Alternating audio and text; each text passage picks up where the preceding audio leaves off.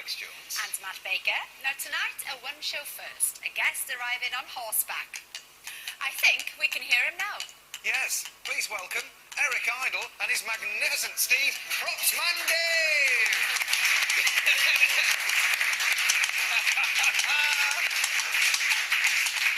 Brilliant stuff. Very good to see you. Hello, Eric. Bringing him in safely. Hello. Come and Thank sit you very down. much. You can have some oats. Great jacket. Now, can you clear up the rumours for us, Eric? Okay. Was using coconuts just a money-saving device? Actually, no, it was a joke. It was the first joke we ever wrote for the Holy Grail. And it was like, you'd hear this click-clopping, and we got to a hillside, and then over the hill comes Arthur, and behind him comes Patsy clicking on the coconuts. So it was actually a radio joke on film. Very good. First ever. Now, earlier on, John Colshaw was trotting about, wasn't he, around? He'd been doing some publicity shots in our office. Gosh, for him, yes. I know. Because he's going to play Arthur for us at the West End, which is nice of him. Now, there is a location fee, mind, for using our office. Yeah, there is? Yeah. I thought you were all fired. Oh, no, you're just on hiatus, right? We're only joking. More from Eric about Python musical Spamalot in a bit. Indeed. Now, Andy Murray was knocked out of the French Open yesterday after suffering extreme back pain all week. But for many, a bad back isn't something that you can play through. Tonight, in the third of Dr. Mark Porter's films on pain, he looks at a revolutionary treatment that allows sufferers to switch it off at the touch of a button. 4 years ago, Lisa Stapley hurt her back shifting a desk, an apparently inconsequential accident that has wrecked her life. I used to be a runner. I used to cycle when I came home from work, and it's like all of a sudden that just stops your whole life. Who is Lisa now, then? Lisa has just had a follow-up appointment today, and things have gone very well. She's just having some fine-tuning to the stimulator to make it work a little bit better for her to try and get rid of all of the pain. Yeah. But remember, this is someone who was told 3 years ago or so that she'd be unlikely probably to be able to hold down a full-time job. Well, she's been in a full-time job now for more than 3 weeks. So far, so good. But she's going to have this in possibly permanently. Right. And I mean, it really is the last resort, isn't it? Yeah, this is not, a cure for the standard back pain. Lisa had been through 2 operations, which was technically successful, but didn't help her pain. Other people who've had it done have tried every drug and everything, and this is the last resort for them. Back pain, I mean, it's the first person I've ever met like Lisa, but I mean, I see a couple of patients a day with back pain. 7 million GP consultations in England alone. And the main problem that we have, for over 90% of them, is what in the old days they would call lumbago, but it's simple sprains and strains coming from the lumbar region of the spine here. And what's interesting about back pain, although we live in an age where we've got machines digging holes for us now, we're doing far less than we used to. Back pain's actually on the increase, and it's the #1 cause of time off work. There are a number of reasons for that. We don't know for sure, but obesity, weak muscles around here because we're not doing very much when we do something. Yeah, when we do something, we're not strong enough to do it. Yeah. And of course, posture. We all spend a lot of time sitting at the Yes, VU. yeah. Look at Eric now. Yeah, we're all sitting up. I'm sitting up straight as well. Straight, yeah. And we've got a graphic just to show the classic mistake that everybody makes. I mean, on the left there's a C shape, where you've got a bit of a slouch. Actually, that's not that pronounced. A lot of people sit a lot worse than that. And we should be sitting on the graphic at the right. The same applies to driving, interestingly. Although, if you've got a slipped disc, which is an unusual cause of back pain, it's actually sometimes better to lean backwards. And so, Eric, lean back and let something support your back like that, but it's very difficult. Exactly. Do you Therein suffer, lies the Eric, problem. with back pain? I have back pain because I'm a writer, so I've always got shoulder pain anyway. Yeah. Pain. But fortunately for me, I have a son who's an acupuncturist, so whenever he comes, he gives me needles, which is very helpful. Have you tried acupuncture before your son? Yes, I have. You had, Absolutely. did you? I think it's very helpful. My wife does acupuncture as well, so I'm snapping in. My wife's always needling me. Yeah. Lovely. Thanks very much, Mark. Nice to see you. Now, we've all fallen prey to those vans on street corners that sell food late at night, usually, after a few. Burgers or kebabs, what it is, that's for you. I'd usually go for a chicken burger. Chicken burger. Are we having this conversation? My parents would be so disgusted. Yeah. But you usually regret it, don't you, the next day? Well, as Chef Paul Merritt has found out, our street food up and down the country is getting better and better. So you and Dad need not worry. That is exciting, isn't it? Yeah, the kedgeree looked really nice. Yeah, didn't it? gorgeous, lovely stuff. Spamalot, see, that's a good name for a fast food van, isn't it? Don't serve Spam spam, fritters. really, yeah. It's not really for eating, it's more for comedies. You should throw it more, I think. Yeah, I agree. Yeah, mind you, we used to throw it at school. We really did. We grew up on it. What Yeah, type of yeah. school were you in? Spam fritters we used to have. That's Yeah, terrible. deep fried. Whoa. Anyway, yes, on the topic of Summerlock, musical is back, and it did take a long time to kind of evolve, didn't it, out the back? Because it was 83, the last movie, and then 2005. Yeah. The musical. Well, yeah, I mean, I was writing with John Dupre for a long time. We did a radio musical on Radio 4 called Sticky Wicket about the three things the English love most, which is sex, royalty and cricket. And we thought, well, that's never go on Broadway. They're never going to have a cricket. So I was always looking for a subject. Yeah. Finally one day I thought, you know what?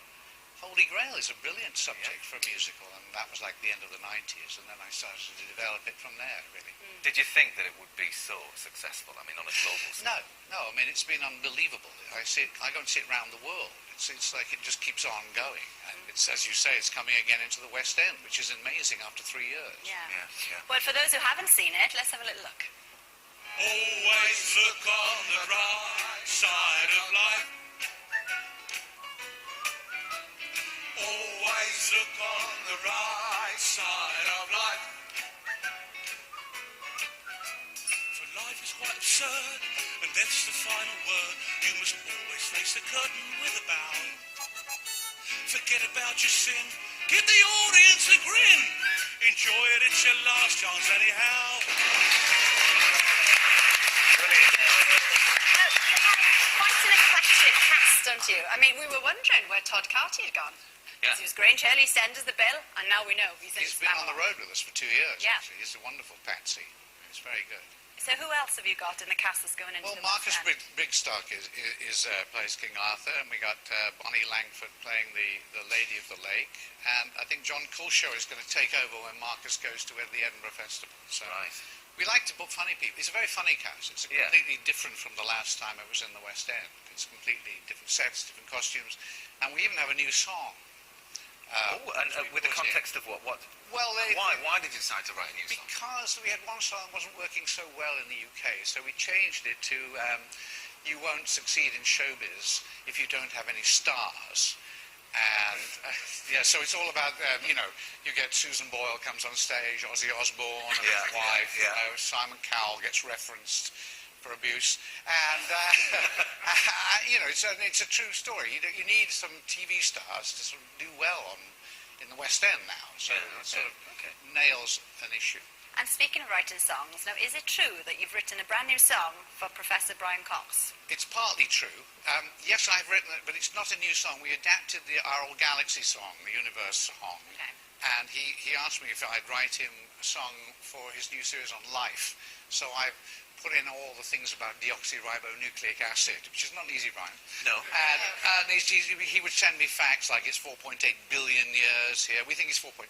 I'm trying to rhyme. Give me a break. That's the hardest thing. Like, kind of where do you start? How do you get, the facts with the music, with all of that? I mean, Well, you have to write the lyrics. So we've recorded it and done it, and it'll be in the new series. Would you say that that's your main passion then? Because you wrote most of the songs for Monty Python.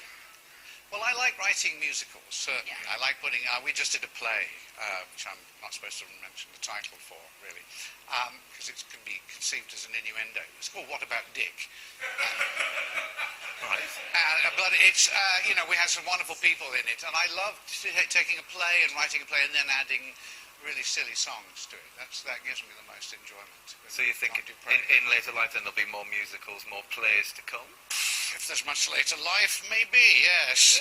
They take a long time. They're hard to sort of get right, because you've got to get the play right. Yeah. Indeed. Well, Monty Python's Spamalot returns to London's West End at the Harold Pinter Theatre on July the 24th.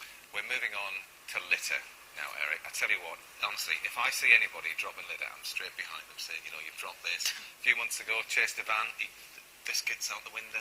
It really is It's a pet very hate of mine. dangerous chasing vans. Yeah, it is. Well, You know. yeah. Good. But anyway. In LA, Got to be done. get shot.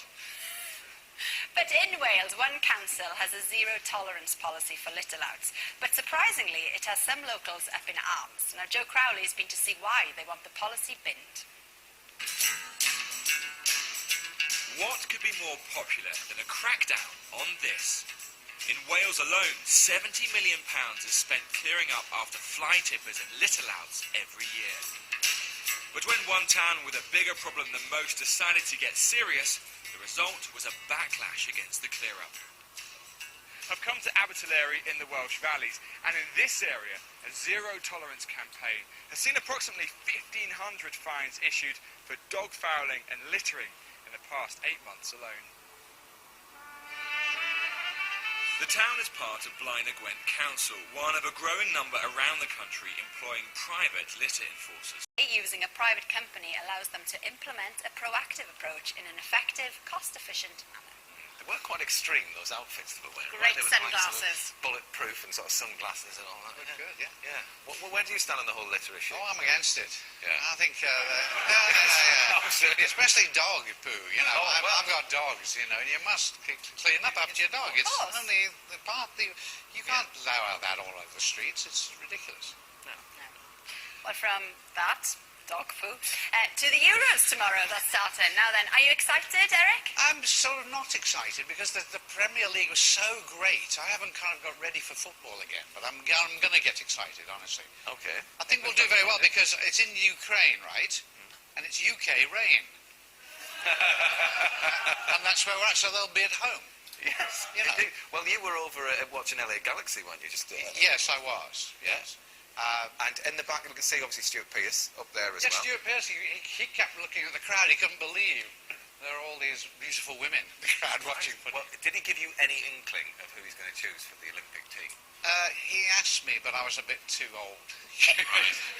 Because Alex wants to know. Yeah, is Beckham in the Olympic I do team? hope so, because it's holiday football. It's not important.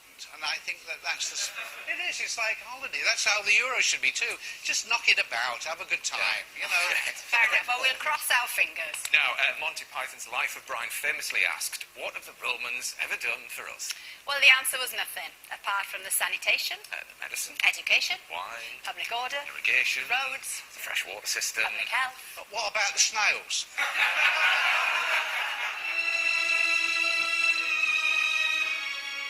In its heyday back in the 4th century, Tredworth Roman Villa in Gloucestershire was home to some of the richest people in the country.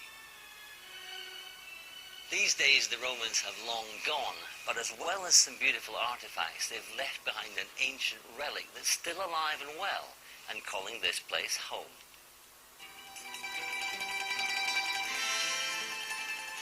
The Roman snail. This species of snail was a tasty delicacy brought across the Channel some 2,000 years ago by the occupying Roman soldiers and Gaulish traders. For the Roman army, these snails would have been the equivalent of our 11s, a juicy mid-morning snack. They would put them in a big wooden bowl. After that, you would then give them whatever herb you want them to taste of. So garlic or thyme or a little bit of rosemary. Yeah, it's for a member of the public who showed quick thinking in an emergency, or for somebody who helped the emergency services do their job. And we want you to nominate them. Yes, get the permission of the person you're nominating and follow the instructions and terms and conditions on our website. Well, Eric, thank you ever so much for joining us this evening. Spamalot is at the Harold Pinter Theatre in London from July the 24th. Yeah, now the one show is off air until July the 2nd. That's it. Because of the football. But you know what? We will miss you all. Yeah. In the meantime, look out for our Best of Britain shows. We'll showcase some of our favourite one-show films. Indeed. Come on, England and Ireland. See you later.